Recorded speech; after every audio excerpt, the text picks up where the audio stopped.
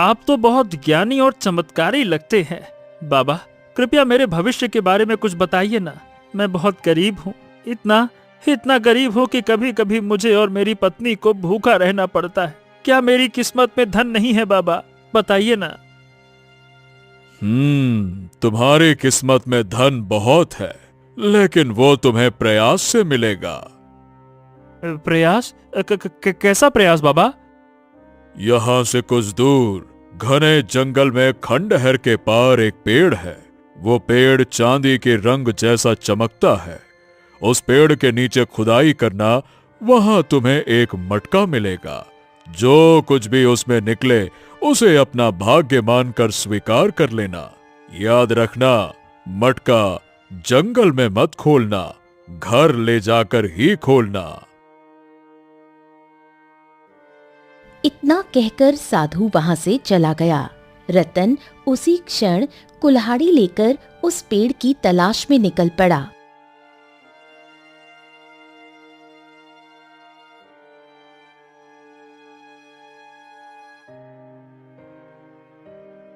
काफी तलाश के बाद रतन को एक खंडहर दिखाई दिया। रतन जैसे ही उस खंडहर के अंदर गया तो उसने स्वयं को एक और जंगल में पाया, जहां एक पेड़ था जिस पर सूरज की किरणें पड़ रही थीं और वो चांदी जैसा चमक रहा था। रतन ने वहीं खुदाई शुरू कर दी और जल्द ही उसे एक मटका मिल गया। वो उसे लेकर घर लौट आया। मटके को देखकर उसकी पत्नी बिंदिया उससे बोली, ये क्या है? कहाँ से लाए हो? रतन अपनी पत्नी को सारी घटना बताते हुए बोला, ऐसा हुआ और साधु बाबा ने कहा था कि इसको घर ले जाकर ही खोलना बिंदिया। रतन और बिंदिया ने मिलकर मटके के ढक्कन को खोल दिया, लेकिन जो निकला उसने दोनों को हैरान कर दिया। ये क्या? हमें तो लगा था मटके से सोना चांदी निकलेगा, लेकिन इसमें तो कोई बच्चा है और देखो ये जिंदा है, जैसे कुछ देर पहले ही जन्मा हो। अरे लेकिन बिंदिया, ये सोचो कि ये कैसे संभव है कि ये बच्चा जिंदा है। ये कैसे? मटका जमीन में गड़ा हुआ था और ये बच्चा इस मटके में कैसे आया? वाकई में जरूर कोई बड़ा रहस्य है। अचानक बच्चा रोने लगा। हमें इस बच्चे से क्या? हमारे पास खुद खाने को नहीं है, हम इस बच्चे को कैसे पाल सकते हैं? अरे बिंदिया, कुछ दिन पहले तुम संतान न होने की वजह से रो रही थी, तो हो सकता है भगवान ने हमारी सुन ली हो और भेंट के रूप में ये बच्चा दे दिया हो। अरे चलो भाग्यवान, अब इसको पालते हैं, बड़ा होकर यही तो हमारा सहारा बनेगा। बिंदिया ने रतन की बात मान ली। उन्होंने बच्चे का नाम रखा आदित्य। समय बीतता गया और देखते ही देखते आदित्य 20 वर्ष का हो गया।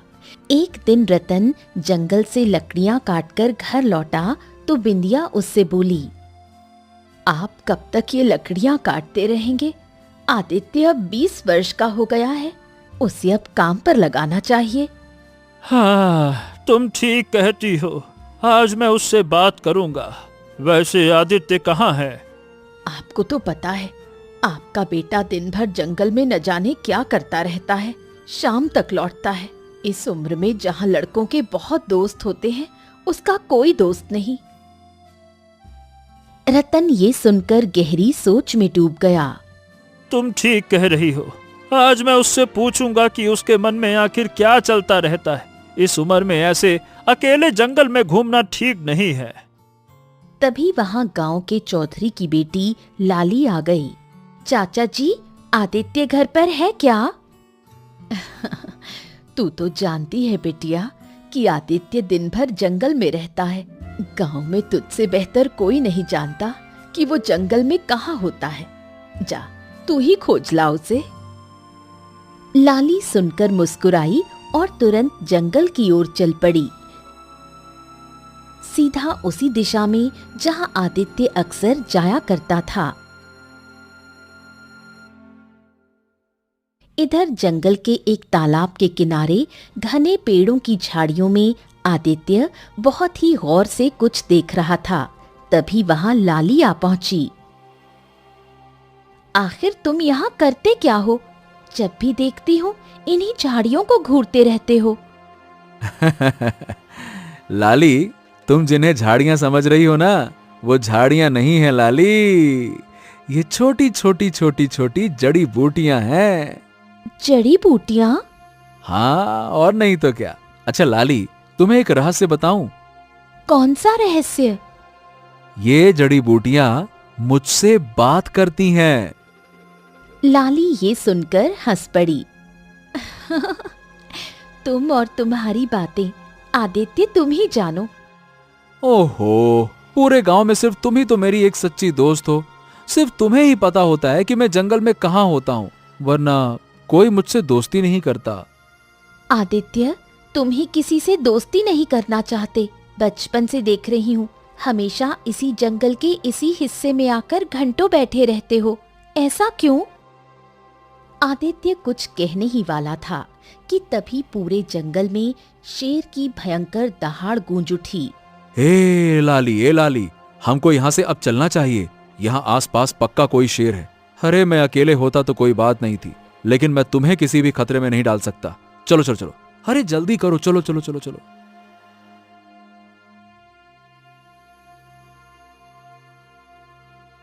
आदित्य लाली को लेकर गांव की ओर लौट पड़ा। लाली अपने घर चली गई और आदित्य अपने घर की ओर मुड़ गया। शाम ढलने लगी थी।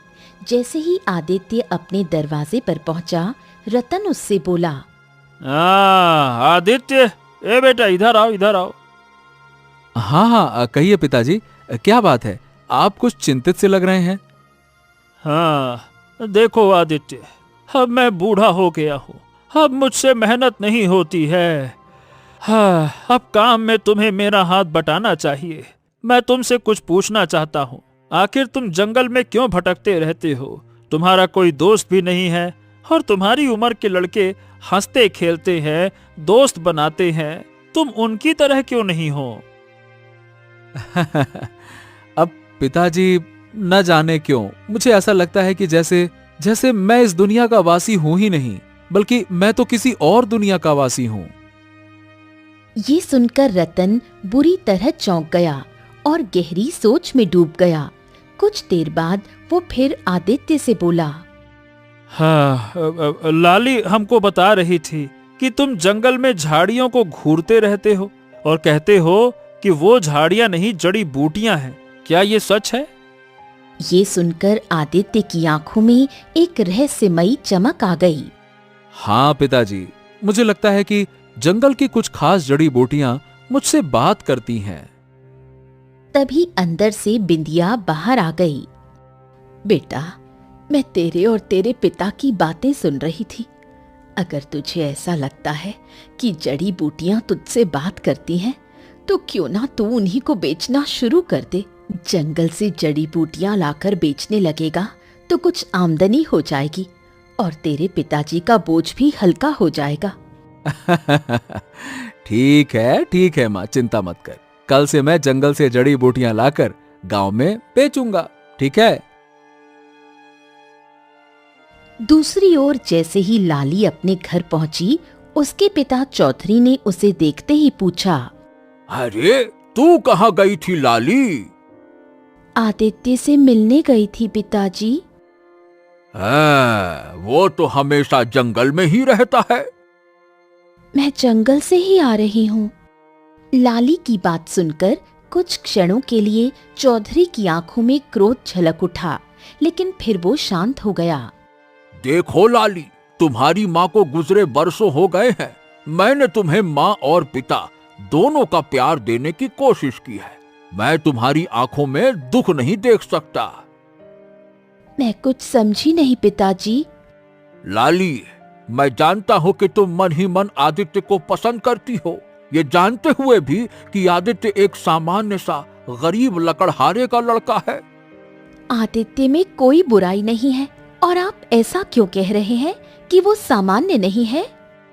मैं ये नहीं कह रहा कि वो बुरा है, पर वो अलग है। बचपन से आज तक मैंने उसे जंगल में ही भटकते देखा है। ना उसका कोई दोस्त है, ना कोई काम धाम करता है, बस जंगलों में भटकता है। ऐसा लगता है जैसे जंगली इंसान हो। तो आप मुझसे क्या चाहते हैं पिताजी? अरे बेटा लाली, मैं ये चाहता हूं कि अगर वो औरों जैसे होता तो मुझे कोई ऐतराज नहीं होता। लाली की आंखों से आंसू बहने लगे। ठीक है पिताजी, अब मैं आदित्य से नहीं मिलूंगी।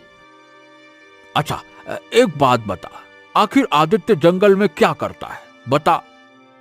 वो झाड़ियों को देखता रहता है और कहता है कि वो झाड़ियां नहीं, जड़ी बूटियां हैं। वो कहता है कि वो उससे बात करती हैं। अच्छा, मतलब उसे जड़ी बूटियों का ज्ञान है। तो फिर तो उसे गांव के उन बीमार लोगों की मदद करनी चाहिए ना, जो महामारी की वजह से गांव में पीड़ित हो गए हैं। हो सकता है उसकी जड़ी बूटी महामारी में काम आ जाए।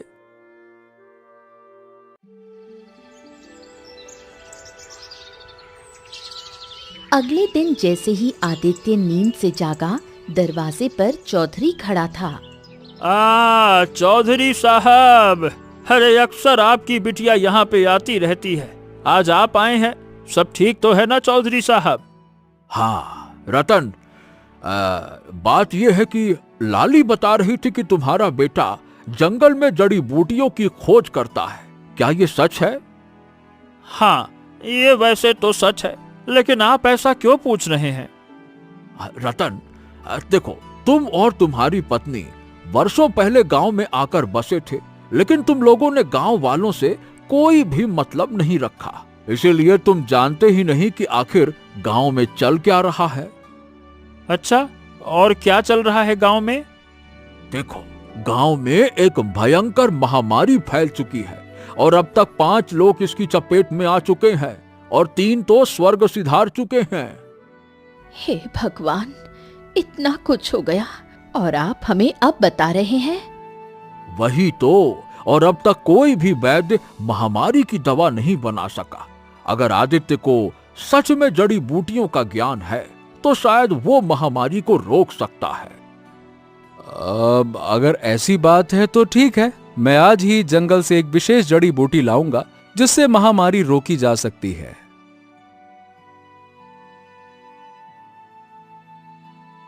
आदित्य जंगल की ओर निकल पड़ा। झाड़ियों के बीच बहुत ध्यान से देखने लगा। तभी उसके कानों में झाड़ी के पत्तों से एक आवाज टकराई। मुझे तोड़ लो, मुझे खाने वाला हर व्यक्ति विचित्र बीमारी से बच सकता है। आदित्य की आंखों में एक रहस्यमयी चमक उभर आई। उसने तुरंत उस झाड़ी की पत्तियां तोड़ ली और तेजी से गांव की ओर लौट चला। इत्तेफाक से चौधरी उसके घर के दरवाजे पर बैठा था। आदित्य की आंखों में चमक देखकर चौधरी बोला, हाँ, लगता है तुमने वाकई में जड़ी बूटी तलाश कर ली है। हाँ चौधरी जी, जो महामारी की चपेट में है उसे ये पत्तियां खिला दीजिए। मुझे पूरा विश्वास है कि वो स्वस्थ हो जाएगा। चौधरी जड़ी बूटियों को लेकर तुरंत गांव की ओर चला गया। दिन बीतते गए। कुछ दिन बाद चौधरी आदित्य के घर पर आ पहुंचा। आदित्य, अरे भाई रतन। रतन, गांव में जो महामारी फैली थी अब वो खत्म होने की कगार पर है और ये सब केवल तुम्हारे बेटे आदित्य की वजह से हुआ है। ये सुनकर रतन और बिंदिया के चेहरे पर गर्व और खुशी की लहर दौड़ गई। हाँ, अरे मेरी बहुत दूर की रिश्तेदार में एक मौसी है, उनकी पुत्री की शादी है। मैं और लाली कुछ दिनों के लिए वहां जा रहे हैं। हम जल्द ही लौट आएंगे। उसके बाद हम गांव में आदित्य को सम्मानित करेंगे। हाँ। चलो भाई, राम राम। इतना कहकर चौधरी वहां से चला गया। इधर दूसरी ओर जंगल में आदित्य अकेला बैठा था। तभी एक दर्द भरी स्त्री की आवाज उसके कानों में गूंजी। बचाओ, कोई है, बचाओ। आदित्य चौंक कर इधर उधर देखने लगा। उसकी नजर एक पेड़ के नीचे पड़ी हुई एक वृद्ध स्त्री पर पड़ी जो दर्द में कराह रही थी। हाँ, अरे कौन हो कौन तुम, और क्या हुआ है तुम्हें? मैं जंगल में लकड़ियां काटने आई थी। अचानक मेरे पैर में मोच आ गई और मुझसे उठा नहीं जा रहा। मेरा पैर बहुत दर्द कर रहा है। चिंता मत करो, मैं अभी तुम्हारे पैर की मोच को सही कर देता हूं। रुको रुको रुको। इतना कहकर आदित्य ने एक पेड़ का पत्ता तोड़ लिया और उसे पीसकर उस बूढ़ी औरत के पैर पर जैसे ही लगाया, वो उठकर खड़ी हो गई। तुमने तो चमत्कार कर दिया, मेरे पैर की मोच इतनी जल्दी सही हो गई। बूढ़ी औरत ने इतना कहा ही था कि तभी अचानक झाड़ियों से एक भयंकर शेर निकलकर आदित्य पर झपट पड़ा। आदित्य ने बिना समय गंवाए बिजली सी फुर्ती से शेर से अपने बचाव के लिए उस पर वार कर दिया। आदित्य के हाथ जख्मी हो गए और खून बहने लगा, मगर शेर अचानक बुरी तरह डर गया और भाग गया। मगर अगले ही पल रंग बिरंगी किरणों से आदित्य के हाथ का जख्म सही हो गया। ये कैसे हो सकता है? मेरा जख्म खुद ब खुद कैसे भर गया? बूढ़ी औरत ये देखकर बुरी तरह से डरती हुई बोली, ये कैसे हो सकता है? जख्म अपने आप कैसे ठीक हो गया? कौन हो तुम? मैं खुद बहुत ज्यादा हैरान हूं कि मेरा जख्म अपने आप कैसे सही हो गया।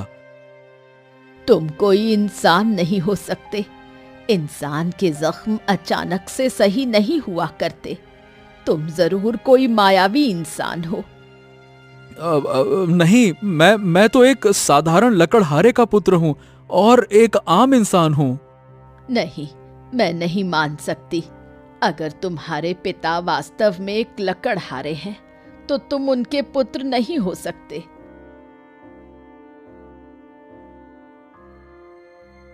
इतना कहकर वृद्ध स्त्री वहां से रहस्यमयी अंदाज में चली गई। आदित्य वहीं खड़ा रह गया। उस दिन आदित्य को पहली बार ये एहसास हुआ कि वो कोई साधारण युवक नहीं है, कोई रहस्य था जो उसके खून में बहता था। कुछ देर बाद जब आदित्य घर लौटा तो उसने देखा उसकी माँ बिंदिया जोर जोर से खांस रही थी और रतन चारपाई पर पड़ा कांप रहा था। आदित्य अपनी माँ की ओर देखते हुए बोला, ए माँ, क्या हुआ माँ? बेटा, बहुत तेज खांसी हो रही है। मगर आदित्य के मन में कई सवाल थे। वो सीधे अपने पिता रतन के पास जाकर बोला, पिताजी, बताइए ना, मैं कौन हूँ? रतन ये सुनकर चौंक गया। उसका चेहरा सफेद पड़ गया। अब ये क्या कह रहे हो बेटा? तुम हमारे बेटे हो। नहीं पिताजी, मैं वो सच्चाई पूछ रहा हूं जो शायद आप जानते हैं और मुझे बता नहीं रहे। बताइए ना, मैं कौन हूं? रतन चारपाई से धीरे धीरे उठकर बैठ गया। तुम ऐसा क्यों पूछ रहे हो बेटा? आदित्य ने जंगल की पूरी घटना विस्तार से बताई। वो वृद्ध स्त्री, शेर, जख्म और हाथ का चमत्कार। अगर मैं वास्तव में आपका पुत्र हूं तो फिर आप अपना हाथ काटिए। अगर आपका जख्म खुद ब खुद भर जाएगा तो मैं विश्वास कर लूंगा कि मैं आपका बेटा हूं। चलिए, काटिए। रतन के पास अब सच्चाई छिपाने का कोई रास्ता नहीं बचा था। वो बिंदिया की ओर देखने लगा। रतन एक पुराने कमरे में गया और बहुत पुराने बक्से में से वही मटका निकाल कर ले आया जिसे उसने वर्षों से छिपा कर रखा था, और सारी घटना अपने बेटे आदित्य को बताते हुए बोला, बेटा, ये मटका जंगल के उस हिस्से से मिला था जहाँ चांदी की चमक वाला पेड़ था। हमने सोचा था कि इस मटके में धन होगा, मगर जब खोला तो उसमें से तू निकला बेटा, तू। ये सुनकर आदित्य चौंक गया। बस तब से हमने तुझे अपने बेटे की तरह पाला, हमने कभी तुझे अपने से अलग नहीं समझा। अगले ही पल रतन को भी जबरदस्त खांसी उठने लगी। वो गिर पड़ा। आदित्य अपने सारे सवाल भूल गया और बोला, अरे पिताजी, अचानक से ये क्या हो गया आपको पिताजी?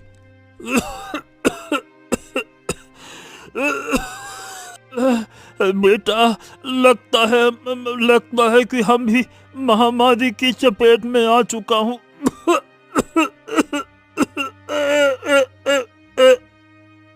इतना कहकर रतन ने दम तोड़ दिया। तभी आदित्य की माँ बिंदिया भी तेजी से खांसने लगी और कुछ ही देर में बिंदिया की भी सांसें थम गईं। पिताजी,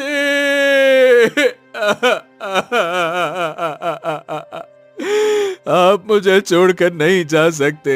मैंने तो बस आपसे पूछा था कि मैं कौन हूँ। हे माँ, उठो ना। देखो, मैं वादा करता हूँ, मैं कभी सवाल नहीं पूछूंगा। भगवान के लिए आंखें खोल दो माँ। मगर बिंदिया और रतन अब किसी भी आवाज का जवाब नहीं दे सकते थे, क्योंकि वो अब इस संसार में नहीं थे। आदित्य बहुत देर तक चीखता रहा, रोता रहा, धरती पर सिर पटकता रहा। तभी अचानक रतन और बिंदिया का शरीर काले धुएं में परिवर्तित होकर गायब हो गया। अगले ही पल वो काला धुआं उस मटके के अंदर समा गया। ये देखकर आदित्य बुरी तरह से चौंकते हुए अपने आप से बोला, अब ये क्या रहस्य है? ये क्या हो रहा है? आदित्य के दिमाग ने काम करना बंद कर दिया। वो बहुत देर तक उस मटके को घूरता रहा। कुछ देर बाद वो उस मटके को उठाकर अपने आप से बोला, मुझे लगता है कि मुझे चांदी की चमक वाले पेड़ की खोज करनी चाहिए, जहां पिताजी को यह मटका मिला था और पिताजी को इसी मटके के अंदर मैं मिला था। मुझे विश्वास है कि हो न हो वहीं पर कोई बहुत बड़ा रहस्य छुपा है। आदित्य उसी जंगल की ओर चल पड़ा जहां उसकी कहानी शुरू हुई थी। घंटों जंगल की पगडंडियों पर चलते चलते आदित्य थककर हाथ में मटका लिए एक वृक्ष के नीचे बैठ गया। हाँ, अब आखिरकार उस चांदी के पेड़ को मैं खोजूं तो खोजूं कहां हो सकता है ये चांदी का पेड़? अचानक उसके कानों में किसी अनजान व्यक्ति की आवाज टकराई। कौन हो तुम और इस जंगल में क्या कर रहे हो? आदित्य ने पलट कर देखा। एक रहस्यमयी साधु उसके पीछे खड़ा था। साधु ने जैसे ही आदित्य के हाथ में वो मटका देखा तो वो चौंक गया। ये मटका तुम्हारे पास कहां से आया? आदित्य रोते हुए पूरी कहानी सुनाते हुए बोला, मुझे भी कुछ नहीं समझ में आ रहा साधु महाराज। मेरे पिता ने मुझे बताया कि वर्षों पहले उन्हें एक साधु ने चांदी जैसे चमकने वाले वृक्ष के बारे में बताया था और कहा था कि उस वृक्ष के नीचे खुदाई के दौरान उन्हें एक मटका मिलेगा। मेरे पिताजी वो मटका घर ले आए, मगर उन्हें मटके से धन नहीं बल्कि मैं मिला।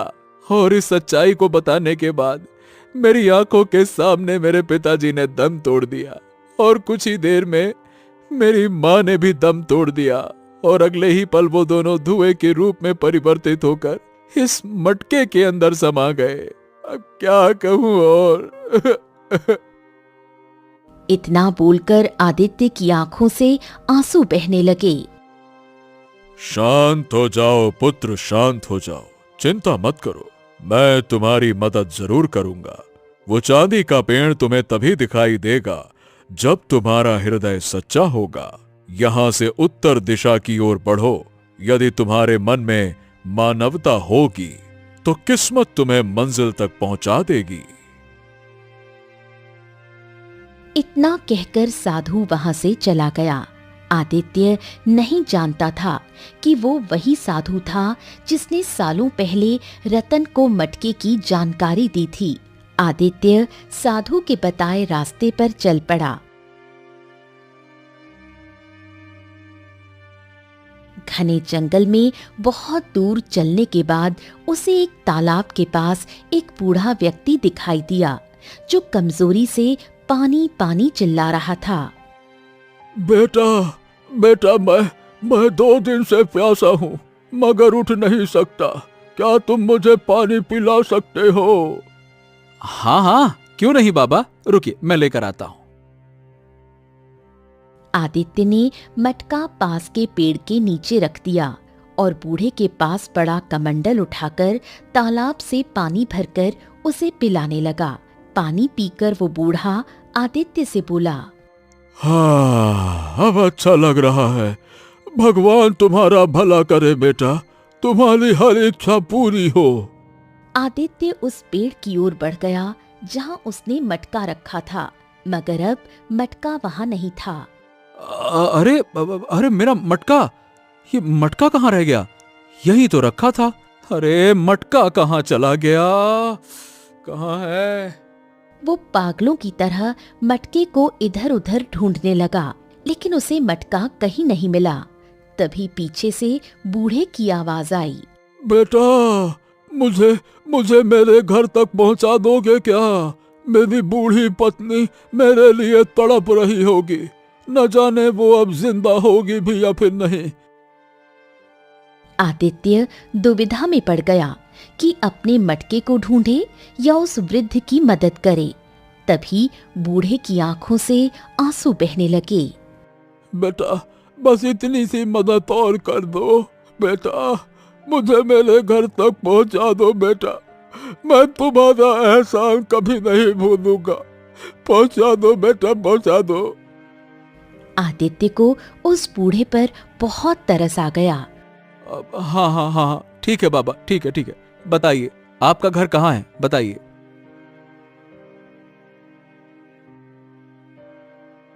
बूढ़ा उसे जंगल की गहराइयों में बने एक खंडहर के सामने बनी हुई एक झोपड़ी तक ले गया। झोपड़ी के भीतर एक बूढ़ी स्त्री जो उस बूढ़े व्यक्ति की पत्नी थी, दर्द से करहा रही थी।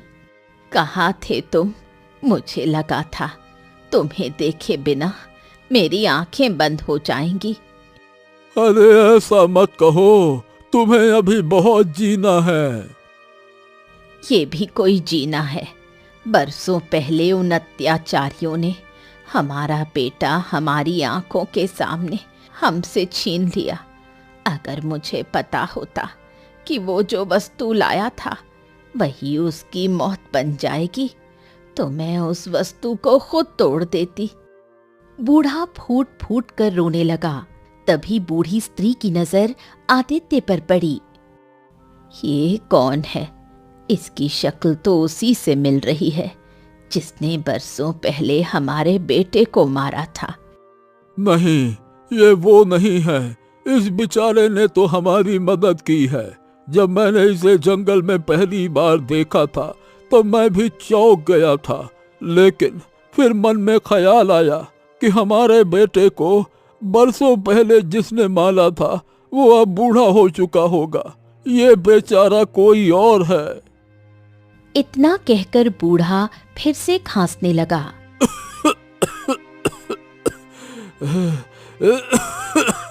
आदित्य उस बूढ़े की ओर देखकर बोला, बाबा जी, ये आपकी पत्नी मतलब ये काकी किस बारे में बात कर रही हैं और मेरी शक्ल किससे मिलती है? बूढ़ा व्यक्ति आदित्य की ओर बहुत ही गौर से देखते हुए बोला, ये बहुत लंबी कहानी है बेटा। बरसों पहले हमारे पुत्र अशोक को जिस राजकुमार ने हमारी आंखों के सामने बड़ी बेदर्दी से मार दिया था, उसकी शक्ल तुमसे बहुत मिलती है। मगर मैं जानता हूँ कि तुम वो नहीं हो सकते, क्योंकि हमारे पुत्र को मरे हुए बरसों हो चुके हैं। अब तो वो राजकुमार भी बहुत बूढ़ा हो चुका होगा। बूढ़े की बात सुनकर आदित्य की आंखों में आंसू आ गए। वो उस बूढ़े की ओर देखकर बोला, आप चिंता मत कीजिए, मैं आपकी सेवा करूंगा।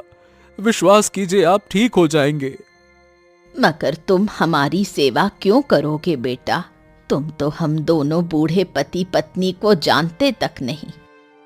इंसानियत के लिए आज से आप दोनों मुझे अपना बेटा समझिए।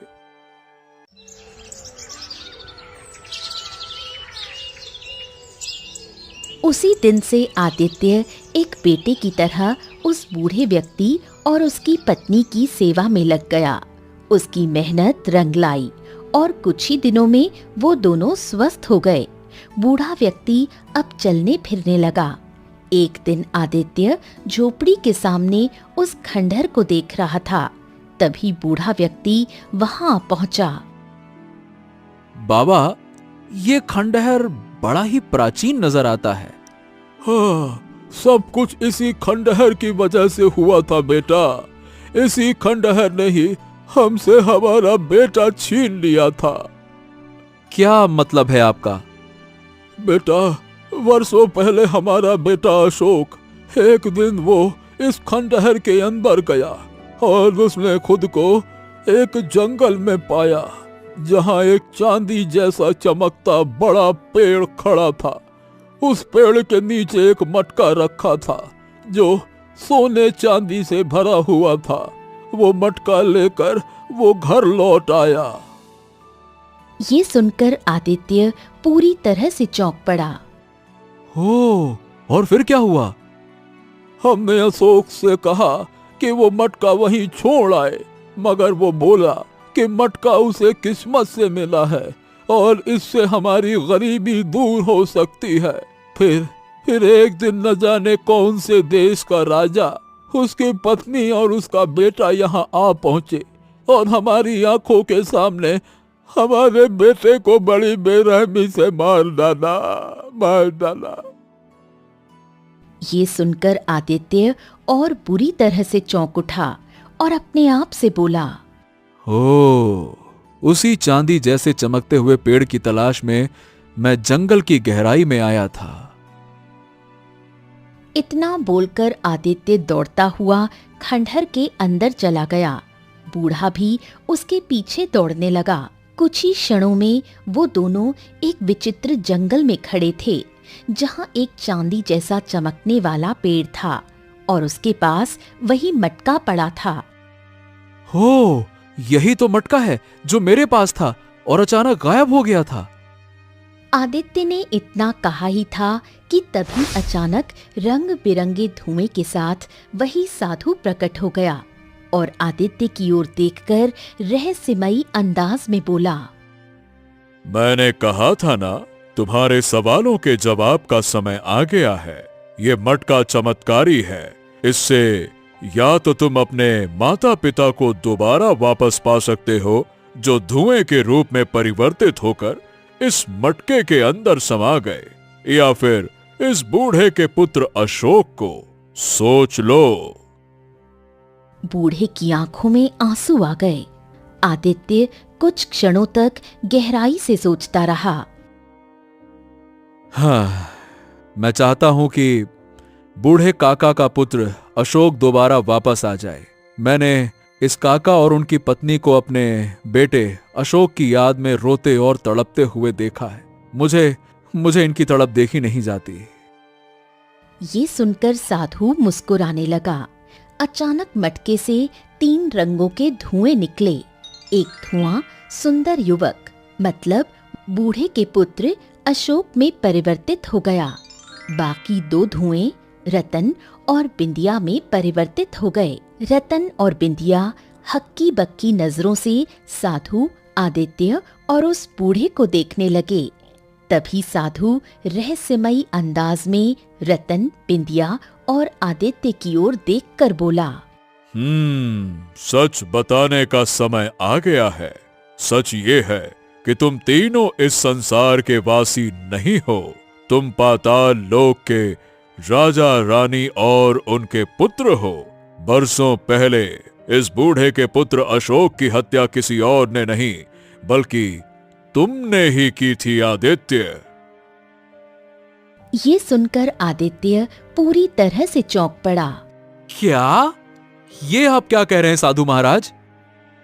चिंता मत करो, कुछ देर बाद तुम्हें तुम्हारा अतीत दिखाई देने लगेगा।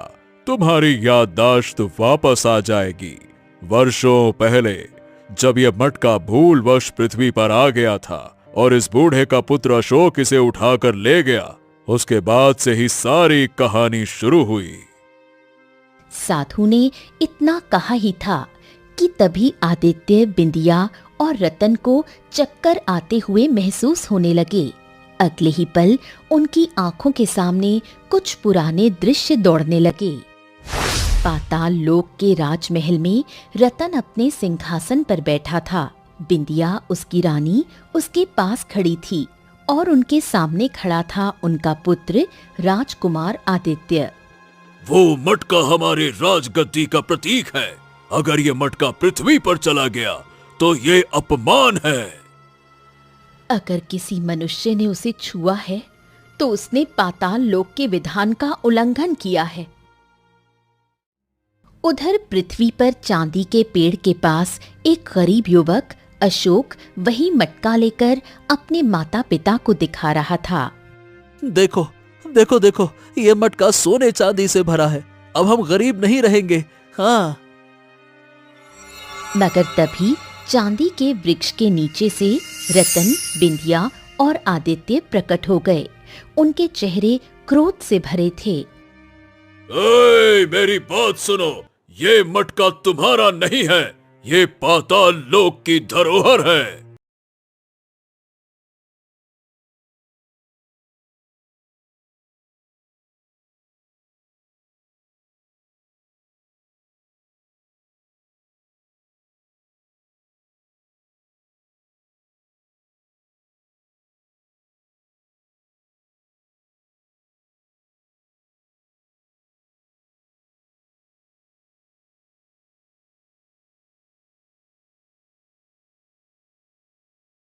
होश होकर गिर पड़े। तभी वहां साधु प्रकट हो गया। उसका चेहरा क्रोध से जल रहा था। रतन, बिंदिया और आदित्य, तुमने एक निर्दोष को मार डाला और तुम्हें इसका दंड मिलेगा। साधु ने अपनी दिव्य शक्ति से आदित्य की ओर इशारा किया। अग्नि की लपटें उठी और पलक झपकते ही आदित्य का शरीर राख में बदल गया। बिंदिया चीख उठी, नहीं, मेरा बेटा। रतन और बिंदिया उस साधु के चरणों में गिर पड़े। हमें हमें क्षमा करें, हमें क्षमा करें साधु महाराज। हमें हमें हमारा पुत्र वापस चाहिए। हमें क्षमा करें, क्षमा करें, क्षमा करें। नहीं, अब तुम दोनों को सजा भुगतनी होगी। मैं तुम्हारी याददाश्त मिटा दूंगा। तुम दोनों पृथ्वी पर साधारण मनुष्यों की तरह रहोगे, गरीबी में जीवन बिताओगे और तेरा पुत्र आदित्य जब इस मटके में दोबारा जन्म लेगा तब तू एक लकड़हारा होगा और नियति तुझे मेरे पास ले आएगी। तू अपनी गरीबी की चर्चा मुझसे करेगा और मैं तुझे इस मटके के बारे में बताऊंगा। इस मटके के अंदर दोबारा जन्मा आदित्य निकलेगा। वो तेरा ही पुत्र होगा। लेकिन तुम दोनों की बदकिस्मती होगी कि तुम दोनों नहीं जानते होगे और जब वो बड़ा होगा तब एक दिन वो खुद ब खुद सच्चाई जानेगा और अगर उसमें इंसानियत बची रही तो शायद तुम्हारा पुनर्मिलन हो सकेगा। अचानक रतन और बिंदिया बाहर से गायब हो गए और वो मटका जमीन के अंदर समा गया। तीनों की आंखें फिर से खुल गईं। उन तीनों की याददाश्त लौट आई। हाँ, मुझे सब कुछ याद आ गया। मुझे सब कुछ याद आ गया। बिंदिया, ये हमारा ही बेटा है बिंदिया। और मुझे भी आदित्य बेटा तू। पिताजी, माताजी। साधु की आंखों से रंगीन किरणें निकलीं और तीनों के वस्त्र राजसी हो गए। अब पाताल लोक में लौट जाओ। चांदी के वृक्ष के नीचे से द्वार खुलेगा, मगर ध्यान रहे अब पृथ्वी पर दोबारा मत लौटना। साधु वहां से विलीन हो गया। चांदी के पेड़ के नीचे से पाताल लोक का द्वार खुला और तीनों, आदित्य, रतन और बिंदिया, उसके अंदर प्रविष्ट हो गए। उधर बूढ़े और उसकी पत्नी के पास उनका पुत्र अशोक लौट आया था। उनका